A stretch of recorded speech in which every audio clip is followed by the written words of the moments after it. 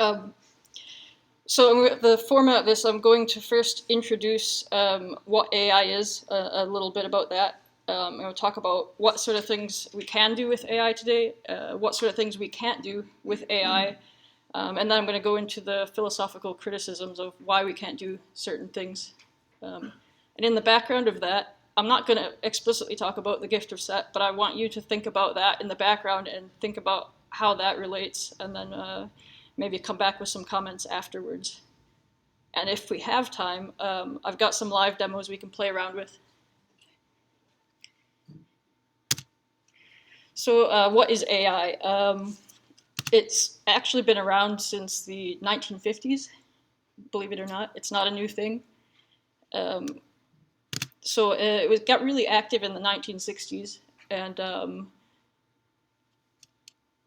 what happened was in the 1970s they had what they called the AI winter, where actually a lot of the promises of AI failed, and there were all these big expectations that never panned out, and the funding sort of went away for a long time because nothing was coming out of this study.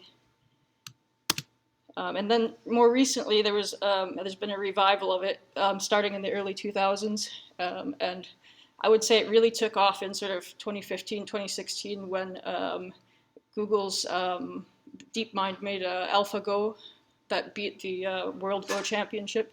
Sorry, the World Go Champion. 5 games in a row, something like that, 5-0. So the reasons why it's come back now, even though it kind of failed in the 60s, first of all, we've got faster computers than we had in the 1960s. Secondly, we've got a lot more data just because everybody's on social media uploading lots of photos. Just the amount of data, the internet, everything's just made lots of data available to actually train these algorithms. And thirdly, there have been a few advances in algorithms, but mainly most of the stuff that's driving all of this technology was already in papers in the 1960s. So it's not actually new, it's just been revived plainly on the basis of better technology, faster computers, things like that. And of course, like I said, with the AlphaGo success, there's a sort of snowball effect where people got excited about it again, even though it wasn't really anything new in the literature. One of the things that you probably have heard about is the Turing test. And this was presented by Alan Turing in 1950. And what it is, it's something called the imitation game. So the idea of the imitation game, and that's what the movie's named after, but that's not what the movie's about. The idea is that you have 2 people in a room, a man and a woman, and then in another room you have an examiner, and he can ask them questions. He can't talk to them, they can type to each other. And you can ask them questions, and the woman is trying to convince the examiner that she is a woman, because she's telling the truth. And the man is trying to convince the examiner that he's actually a woman. So one of them is trying to lie, one of them is trying to tell the truth. And the examiner's job is to figure out which one's actually the woman and which one's not. What Alan Turing then proposed is said, okay, take one of the 2 people in the room and replace it with an artificial intelligence, and then see, can the examiner tell which one is the man or the woman with the same success rate. So the idea was that if the AI can perform as well as a human being in that situation, then you'd consider that to be truly intelligent. So what does that demonstrate? The things that are interesting about it is that you'd have to be able to use natural language.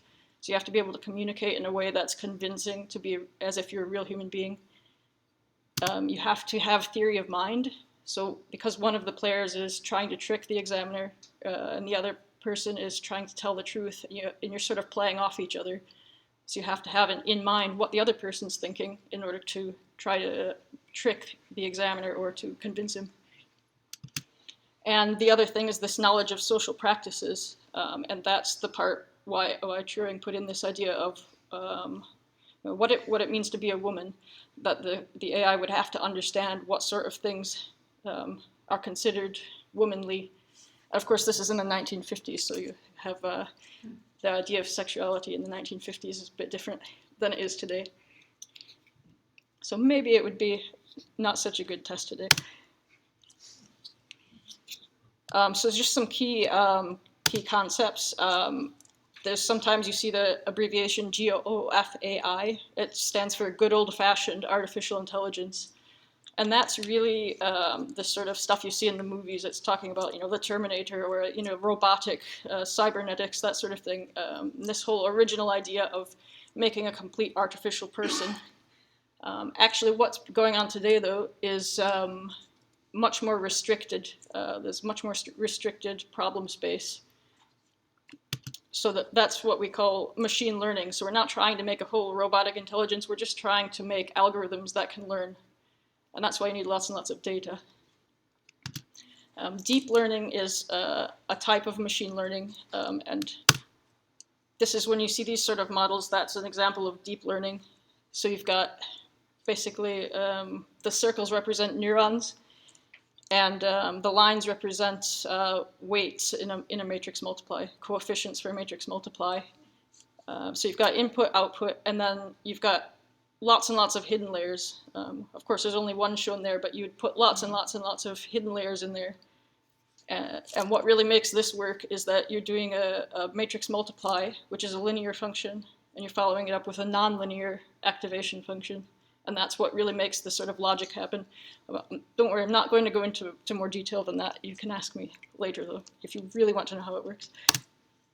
So this is an example, a video of how this sort of works. And this is an online demo. I'd originally planned to do this live, but I wasn't sure if I'd have Wi-Fi or not. But this is showing kind of what you're doing with a neural network. So you've got two different classes. You've got orange dots and blue dots, and you're trying to set up this network in the structure that will separate them in a nice way. So you kind of change the parameters around. You can add more neurons or less neurons, more layers, less layers, and then you let it train. And by the backpropagation algorithm, by the chain rule if you're into calculus, you basically propagate the error backwards compared to what the correct answer is until it starts getting the right answers.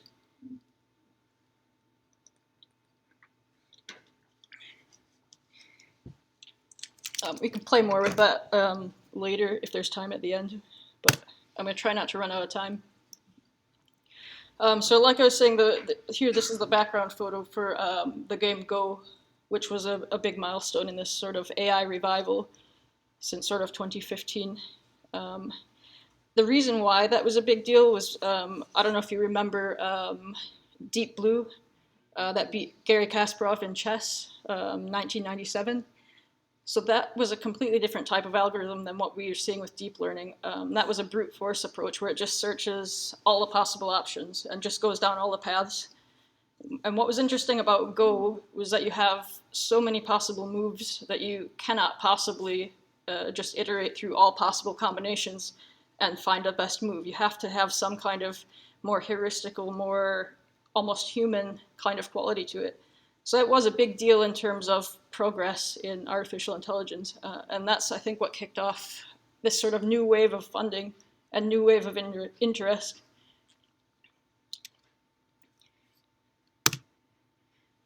These are some recent headlines, only from kind of a few weeks ago, just to an idea of the sort of things that are going on. The sort of successes that we've had in AI are things like robotics. It can do art generation. People claim it's doing fake news.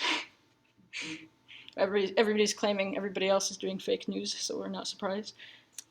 You can kind of change what a person says or generate photos of people that the people don't actually exist.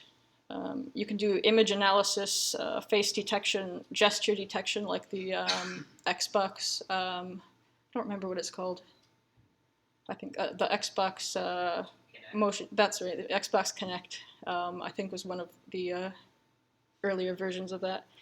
That can do some amount of translation. Obviously, you can use it to play games really quite well, and that's when there's been a whole lot of success. And really, the bottom line is it can analyze really large collections of data. So here's an example of image classification. So you basically give it an image, and this is obviously a network that's already been trained to detect images. And what it does is it shows you a percentage for the different possible classes. So it knows maybe 1,000 different types of objects it can detect, and it will give you a probability from 0 to 0.99 of what it thinks is in the picture. I can't see the video from there, so I'm gonna walk around. I don't know if you can read it from there or not.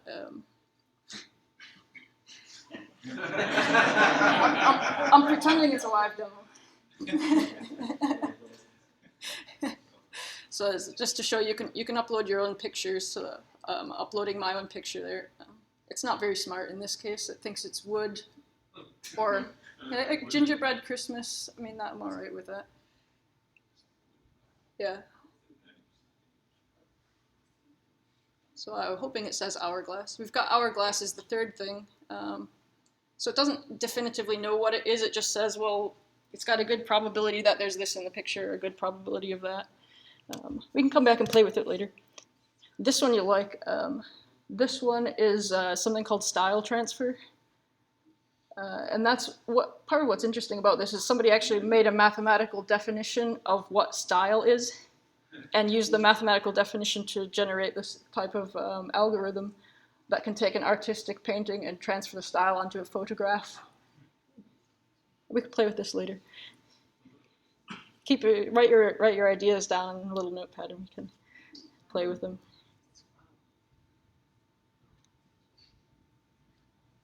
And these are all live demos on the internet, so I can share the links for this and you can play around with it on your own as well. I'll come back to it. And here is a demo of face detection. So what it's done is it's found where the face is, it's put a green box around the face, and then it's annotated features of the face like the eyes, the corners of the mouth. And that can be used for further other algorithms that might be trying to log what the pose of the face is or turn it into a computer model, that sort of thing. But it's not very smart.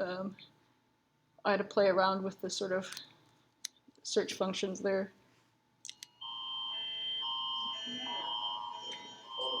Is that the fire alarm?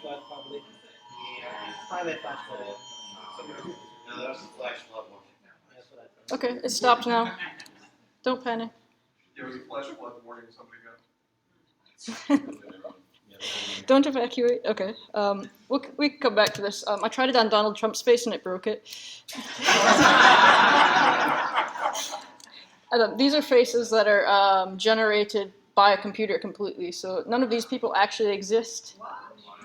And there's some news stories that somebody used one of these photographs to create a Facebook account from Russia and try to friend lots of people in the Pentagon and managed to do it.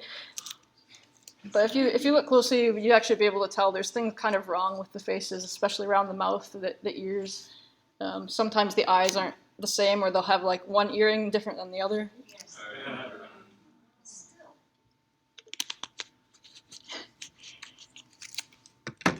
This is all online as well. These are not generated in real time. These are sort of pre-generated and then uploaded, so you can just iterate through them on the website.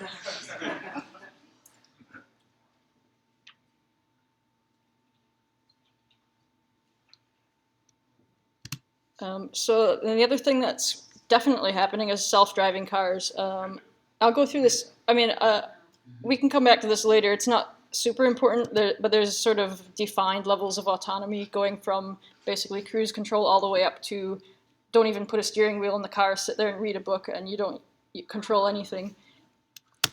So I'm going to skip over that because I don't think it's too relevant. We can come back to it if we have time. So section 2,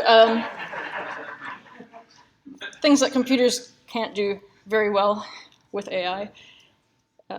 That's actually an image generated by something called an adversarial network, and it's based on taking an existing image detection model and then taking another network, and you train the other network to try and get this one to output a certain detection. So basically you've tried to tell it to output really high detections on, I don't know, probably eyes and dog noses, but starting off with the plate of spaghetti, and it comes up with basically it imagines things into the picture and enhances them until you get something quite grotesque.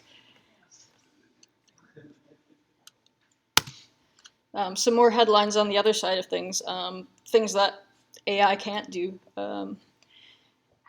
One of the sort of pattern that we notice is that you start off with this huge optimism in the media. We get a lot of it today. AI this, AI that, AI is going to take over. They're all saying all this stuff. And what's funny about it, in my mind, is that having researched this a little bit, it's exactly the same pattern as we saw in the 1960s, where you have all this initial investment, all this excitement, and then do you deliver on the investment? Do you get a return on the investment? Or does it fizzle and go away and you realize that you can't do all the stuff you thought you could do? So that's really the question here, and this section's about things that you still can't do with computers. For a story, there's a famous story from 1966. There's a guy called Marvin Minsky at MIT. He asked an undergraduate student to spend the summer linking a camera to a computer and getting the computer to describe what it saw. So the sort of optimism is evident there, that you thought it was so easy to get a computer to describe what it saw from a camera that it was just a summer project for an undergraduate student. And now we know that's a completely insane that's not even, if you could give somebody a lifetime of study trying to get that to happen. And people have spent lifetimes trying to do this sort of thing. And 50 years later, we still don't know how to do it properly.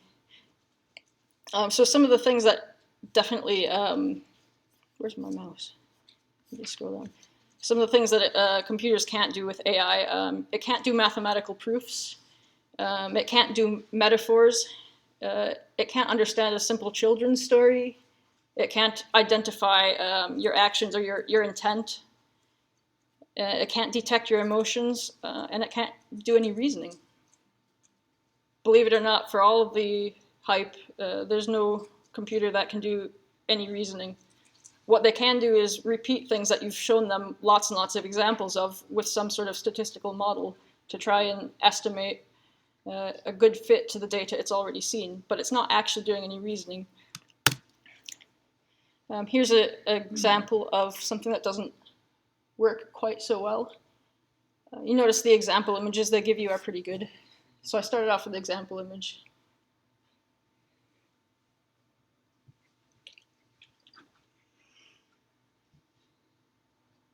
I think it's a herd of cattle standing on top of a grass-covered field, so I'm all right with that.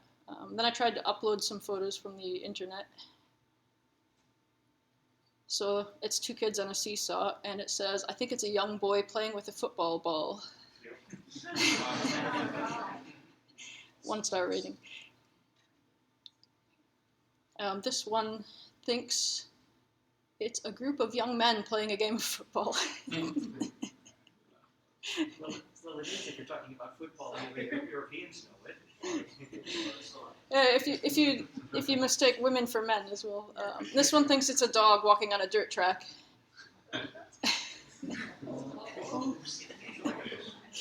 I just picked these randomly. It thinks it's a group of people on a motorcycle in front of a building. That's a slight understatement. This one thinks it's a cat sitting on top of a dog.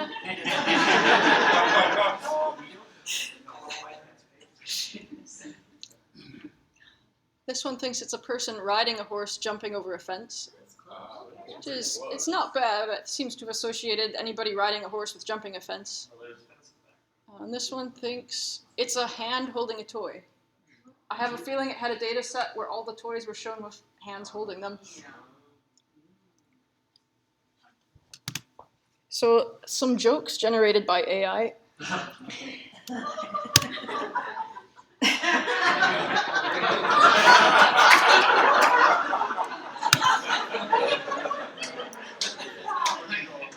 What do you call a passer across the road? He take the chicken.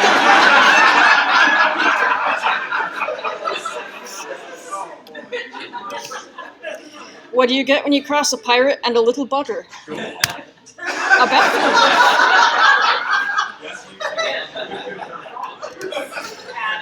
Why did the chicken cross the road? To screw in a light bulb. And what did the neural network say to the programmer? A joke. Yeah. This one's quite funny. I think this would be the first one to might want to play with later. This is a pretty new network that's only been around for maybe a month, or available online anyway. Basically, you type something in and it will complete the text for you. I don't know how readable it is from here. I typed in. Is that readable? Is it? Okay. They can't read it. Okay. Well, I'll come back and show you this at the end because it's quite fun, and I think we'll want to play with it some more. But basically, it generates a lot of really funny text, but it's complete rubbish. It's grammatically sensible, but it's complete rubbish. This is just a quotation from Karen Howe at MIT Technology Review. She said, "Deep learning's fallen short in imbuing machines with sophisticated reasoning grounded in a conceptual model of reality. In other words, machines don't truly understand the world around them, which makes them fall short in their ability to engage with it." The other thing is that there are actually malicious ways that AI can fail. So this one, you can't read what it says, but basically from coming out of a research paper from Google investigating their own network, they managed to create a 3D printed turtle that the AI always detects as a rifle or a gun of some sort. So despite the fact that it's quite obvious that it's a turtle to us, you can create, using an adversarial network, training a different network to produce a bad result. So there are ways that people could do this, and it gets a bit scary if you think about self-driving cars that are looking for road signs, and if there's a way that you can trick the car into seeing a road sign that isn't there, or things like that, in a way that human beings wouldn't recognize that it would do that, that's actually quite scary. And Google actually simulated that as well. So you can actually they tricked one of their own cars into driving into the wrong lane. So they did this in a simulation, figured out that they need to put a few dots on the road, and then they actually did it. And that's what the red circles are there. And they actually tricked one of their own cars into making a lane change when it shouldn't have by putting what it looks like just a few dots to us, looks like a lane, a median line to the AI. So what's the reason why this stuff doesn't work? Really, you have to go back again to the 60s. And the photograph here is Hubert Dreyfus. He's better known as for being an expert in the philosophy of Martin Heidegger. And that feeds a lot into his criticisms of AI. And he wrote a book called What Computers Can't Do in 1970. He did a couple editions, but even in 1992, he didn't have to change any of the content of the book. All he did was change the introduction to discuss new algorithms that had been tried. But basically, the criticisms that he made in 1970 still hold today.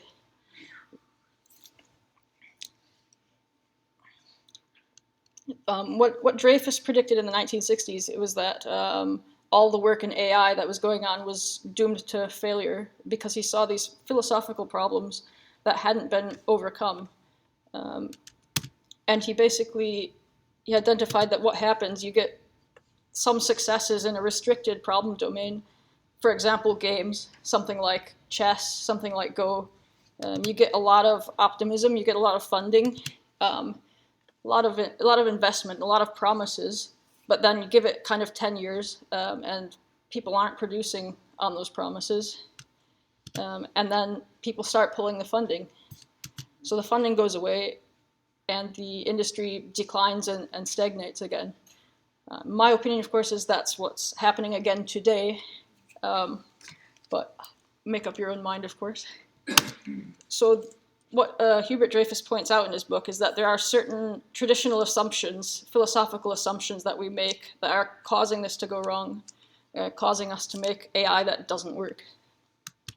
First of all, he talks about the biological assumption, and this is the idea that the brain works like a digital computer.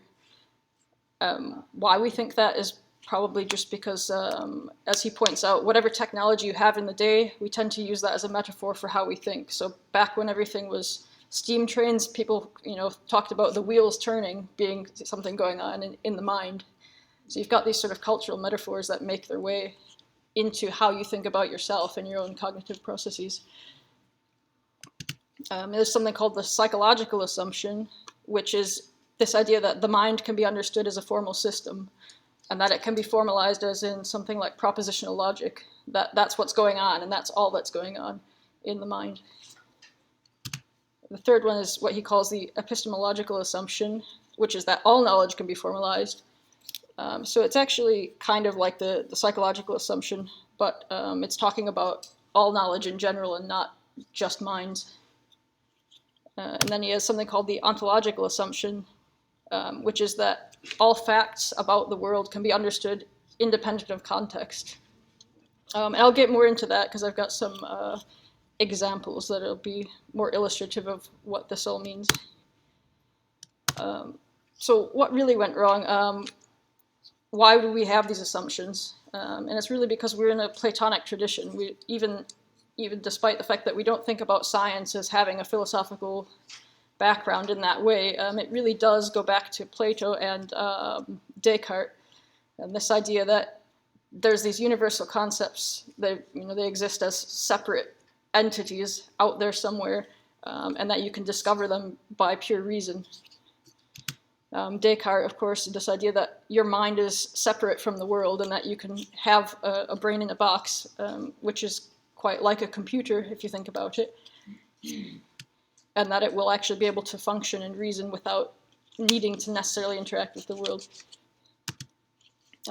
Other things are that we've had a lot of success in physics, so we think, well, that worked really well for modeling how the planets go around the sun. Let's just use it for everything. Let's use mathematics to model psychology. Let's use it for everything. And in the converse of that, you have a sort of culture where things like psychology feel like it's not a science unless you have numbers. You have to quantify everything in order for it to be considered a science. And also this idea, the whole world's made up of atoms. It's all made up of discrete parts. So you can if you just divide everything down into these discrete parts, then you're down to something you can represent in bits on a computer. And then you get the whole world modeled in a computer, and AI can do anything. But these are all just assumptions. They're not really backed up.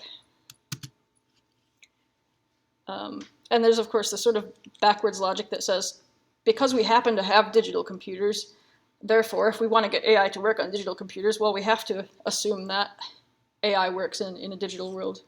And of course, that's not science. That's just bad assumptions. So back to Plato and why that goes wrong.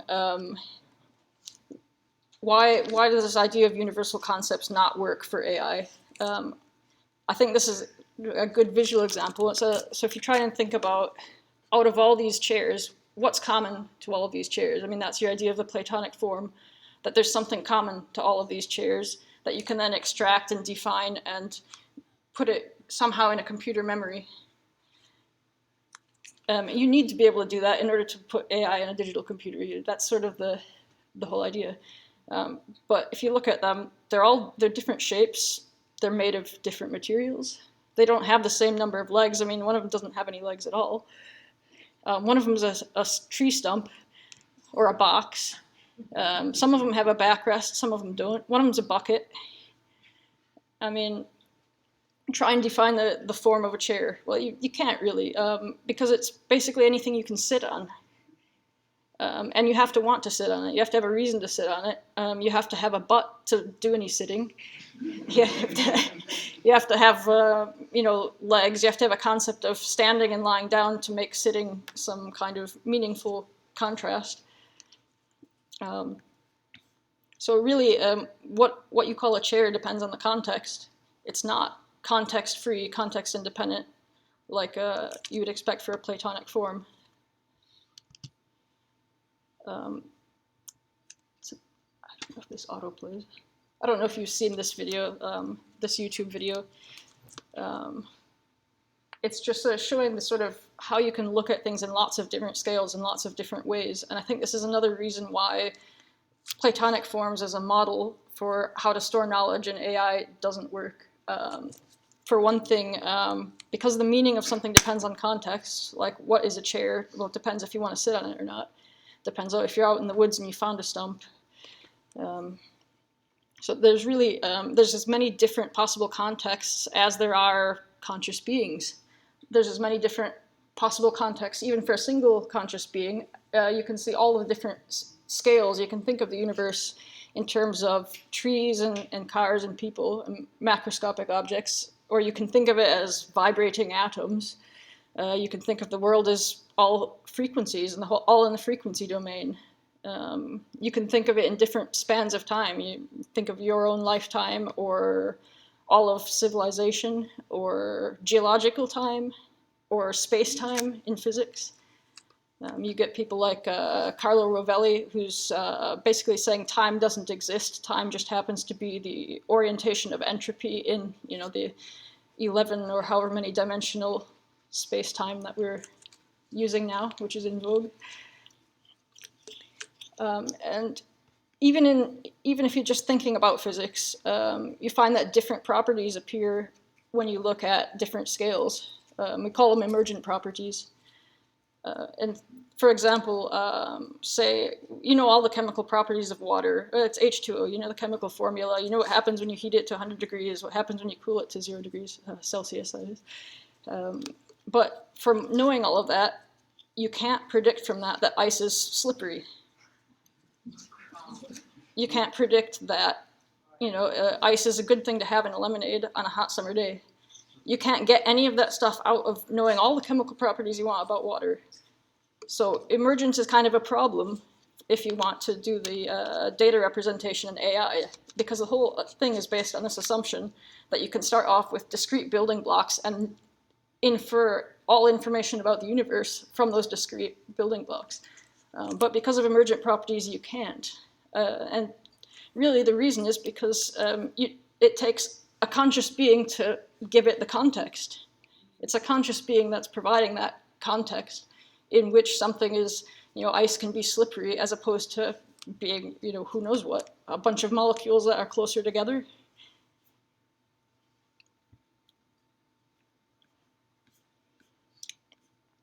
So I think that's really the core problem with AI, is this assumption that the world's discrete, it's all deterministic, and therefore you can store all the information in a digital computer. And then you've got quantum mechanics as well, which is, you get down to the smallest and smaller and smaller, and you find, well, it's not deterministic, is it? At least according to the latest research. So, have you counted the number of dolphins? The trick is, I saw on a blog post where I found this photo, somebody had posted that they showed this photograph to them in grade school, in a grade school class, and then they asked the kids to count the dolphins. And any of the kids who didn't see any dolphins, they sent off to the counselor's office.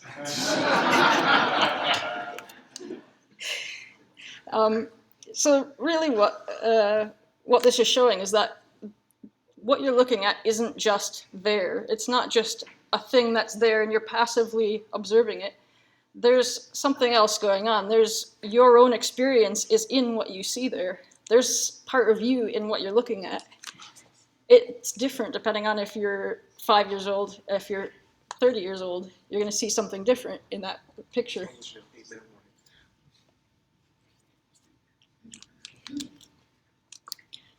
So the real problem is basically what I conclude from this is that Descartes was wrong. You aren't in there. You're not contained in there. You are, for example, if you think your intelligence is, in a box just in your brain, try living one day without counting on your fingers. Try a day without writing anything down, and try a day without doing any problem solving by trial and error. So really, our own experiences and our own person and our own body and self-image are affecting what we see in a very direct way. It's not a sort of subtle, oh, it's something's there, and then a phenomenon happens, and then you interpret it. It's all bound up in one go. It's not independent. I guess this is my version of the Turing test. If you can make an AI that can understand that there's two versions of this, of what you can see in this, then you pass my Turing test. I've got about 5 minutes. So this is, I'll just play about 5 minutes of this. The end of the time I... This is, oh, I'll skip that. What? I didn't mean to skip that. I meant to play the video. The end of the time I was at MIT, there was a student, a graduate student named Charniak, who was trying to make a program that would have common sense, and it was supposed to have at least the intelligence of a 4-year-old child, and to see whether it had the intelligence of a 4-year-old child, it was supposed to be able to answer questions of the sort that a 4-year-old child could answer after hearing a simple story. So, and this is how the problem was presented and how it emerged. They were going to use Minsky's ideas of frames, and Minsky had suggested that there was something there, for instance, the birthday party frame tells you that in birthdays, the children have parties and they bring presents and so forth, and we know that as a kind of list of things, and you could give the computer a birthday party frame. This is what Lynette does for millions of frames. So the idea was, you tell the computer the following story. Mary and, it was Jack's birthday. Mary and Jane were going to Jack's. Let's take him a kite, said Mary. No, said Jane, he's already got one. He'll make you take it back. Now, what's interesting about that is that if you ask a child, why were they going to Jack's, the child will know it's to a birthday party, though it's never said in there. It just says it was his birthday and they were going to Jack's.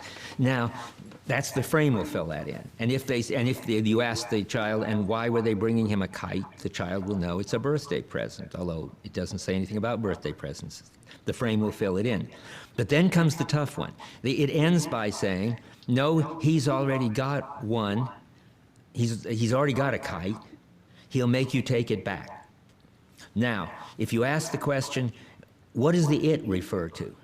Does it refer to the kite he's already got, or the kite, or the new kite that he'll have to take back? The grammar was set up so you couldn't just look back and find out. It says he's already got one, that is the old kite. He'll make you take it back. Grammatically, he ought to make them take the old kite back. But every child, presumably even by the time they're 4, knows that if you've got two things like that, and you get if you got one and you get another one, you have to take the new one back. You can't take the old one back to the store. Now, the question is, where is that bit of knowledge put away? It's not in the birthday party frame. Well, there are two things, according to this Charniak thesis. One, the rule, if you've already got one thing, you don't want another one just like it. It's hard to know where to put a rule like that. Secondly, you have to take the new one back. You can't take the old one back. That was their upset. Because where in the organization of knowledge are you going to put that? In the department store frame, in the birthday present frame, in the middle-sized dry goods frame? It doesn't make any, it's just a piece of knowledge we know. And there's millions of pieces of knowledge, presumably like that we know, which wouldn't be organizable into frames, and we wouldn't know what to do with them. And if you put them on just one great big list, then the relevance problem appears again, even worse. So, and they never solved it. They don't know how to organize knowledge so that knowledge like that is going to be in the right place. But I thought when I heard it, that's just the beginning of the problem. Take the rule, if you've already got one, You don't want another just like it.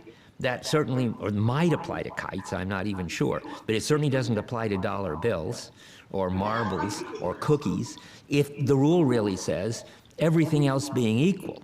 If you've got one, you don't want another one just like it. But this everything else being equal has packed in it the whole knowledge of the human condition in the rules. I mean, you have to know whether, for instance, cookies, if you've got one cookie, you might want another. But if the cookie is huge, maybe one is enough.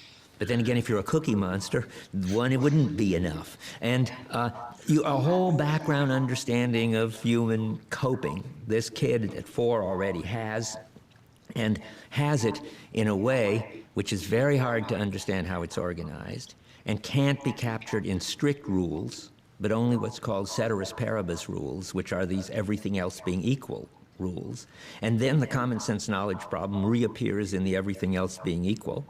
And it was clear to me at that point that they're never going to make it, that common sense knowledge just isn't going to be graspable in the form of knowing a lot of facts, that it's... I'll stop it there because I've got about 8 seconds for questions. So there wasn't any. That was the end. Don't worry. That was the end. It was just a cartoon about metaphors, and I had some really ugly computer-generated cats that you probably don't want to look at because it's disgusting. I don't know if we really have time for questions. We're kind of, but Well, if anybody wants to stay, they certainly can. Those of us who have things we have to do to prepare for the... I can probably stay for 10 minutes Okay. and do some questions, and then I have to go and get dressed.